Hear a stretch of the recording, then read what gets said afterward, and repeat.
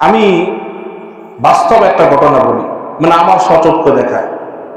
আমার মা, আল্লাহ তাআলা জান্নাত নসিব সকল বলে আমি, আমার মা, উনি দেখতাম আমাদের যদি কোনো অসুখ বিসুখ হইতো ছোটবেলা, আম্মু বলছে ছোটবেলা এমন অসুখ হয়েছে, মাত্র 3 বছর বয়স, অবস্থা খুবই খারাপ, যায় অবস্থা, পুরা শরীর ওই যে ফোড়া বলা না, পুরো শরীর বয়ে গেছে, ঢাকা সব জায়গায় ঘুরছে, কাজ হয় না।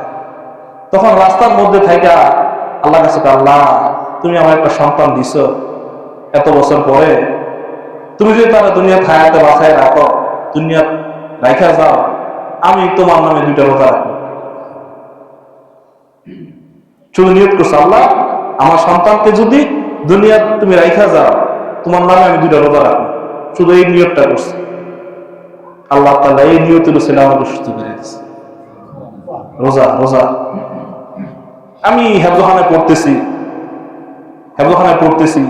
আম্মু দোয়া করতেছে, আল্লাহ আমার ছেলেকে তুমি হাফেজ বানাও, তোমার কোরআন হাফেজ বানাও, আমি তোমার নামে একটা রোজা রাখবো। আল্লাহ তাআলা হাফেজ বানাই দিচ্ছে। মাঝখান দিয়ে পড়াশোনা, কিতাবখানায় গেছি, পড়াশোনা করতেছি, মাঝখান দিয়ে পড়বো না, শয়তানে ধরেছে, কি করবো?